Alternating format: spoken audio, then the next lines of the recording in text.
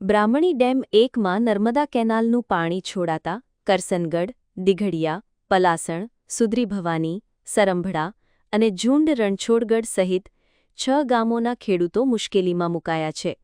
ખેડૂતોના આક્ષેપ છે કે ડેમના ઓગાન વેસ્ટવિયરની સપાટી ઊંચી હોવાથી પાણીનો યોગ્ય નિકાલ થતો નથી અને ખેતરોમાં પાણી ભરાઈ જાય છે. પરિણામે ઊભા પાકને લાખો રૂપિયાનું નુકસાન થઈ રહ્યું છે.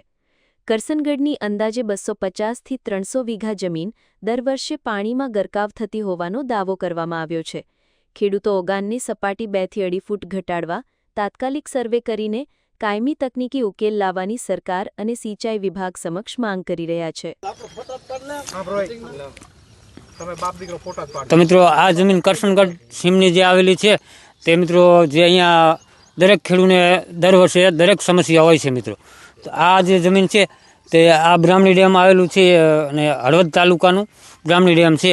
તો મિત્રો, આ દર વર્ષે ઓવરફ્લો થાય ત્યારે મિત્રો એમ કે ખેડૂને ઘણું બધું નુકસાન થતું હોય છે. તો આ જમીન તમે જોઈ શકો છો કે આ દરેક જગ્યાએ દરેક પાકમાં અત્યારે હાલમાં પાણી ભર્યા છે. મિત્રો, તો દર વર્ષે ખેડૂતનો પાક નિષ્ફળ જાય છે. તો એમ કે આ સમસ્યાનો હલ કરવા માટે એમ કે અમારે સરકારશ્રીને અપીલ છે. બસ આટલું. મારું ગામ કરસનગઢ, તાલુકો મૂડી.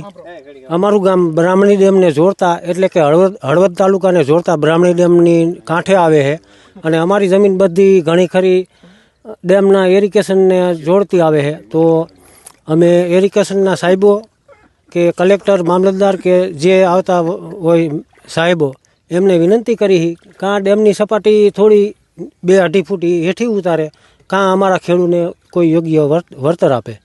બસ એટલી જ અમારી વિનંતી.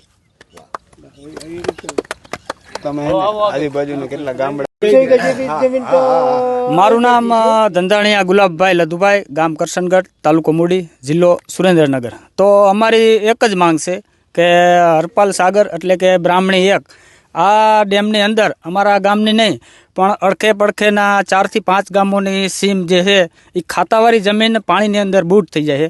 તમે જોતા હશો અત્યારે કપાસનું વાવેતર કરેલું છે. કપાસ અત્યારે હાલ પાણીમાં જ છે અને અમારે મગફળી પણ પાણીમાં જ છે.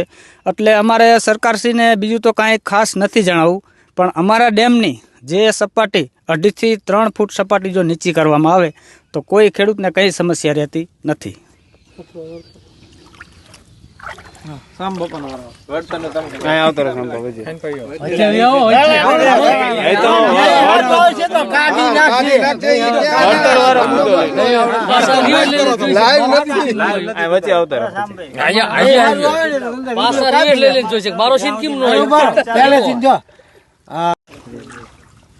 અત્યારે અમારું ગામ સુરેન્દ્રનગર જિલ્લાનું મૂડી તાલુકાનું કરસનગઢ અને કરસનગઢ આ છેલ્લું બોર્ડરનું ગામ છે. અહીંથી હળવદ તાલુકો લાગે એટલે કે મોરબી જિલ્લો લાગે. મોરબી જિલ્લાનું ડેમ આવે છે આ. એટલે અમે રજૂઆત કરી બધા ખેડૂતો મોરબી જિલ્લાના કલેક્ટરને અથવા મામલતદાર સાહેબને કે જેથી આ ખેડૂતને બધાને નુકસાન આવે છે. અહીંથી લગભગ અંદાજિત અમારા જ ગામની સીમ ગણી તો 100-150 વીઘા જેવી ડૂબમાં જાય છે. જેથી ઓવરફ્લો થાય તેથી આટલા ખેડૂતને હાવ નવરા કરી નાખે. આમાં કાંઈ લેવાનું રહેતું નથી ખેડૂતને. એના કારણે જ અમે આ આજુબાજુના ગામ છે, દિઘડિયા છે, પલાસણ છે, સુંદરી ભવાની છે, પછી સરંભડા છે, આ બધા ગામના ખેડૂતને આ જ સમસ્યા છે.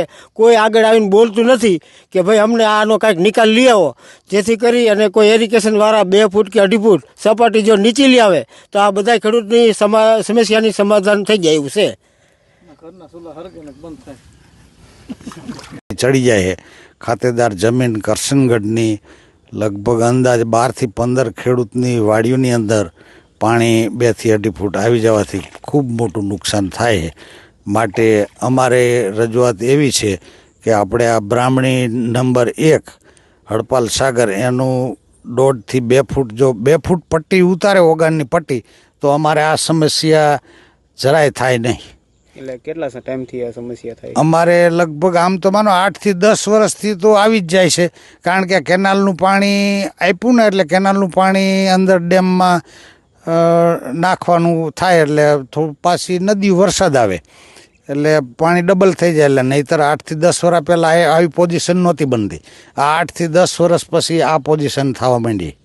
અંદાજિત કેટલાક ખેડૂતોને આની નુકસાની ભોગવવી પડે? 15 થી 17 ખેડૂતોને આ રીતની જ હાલત છે. અત્યારે અમારા ખેતરની અંદર 2 થી 2.5 ફૂટ પાણી કાયદેસર મગફળીમાં ભર્યું.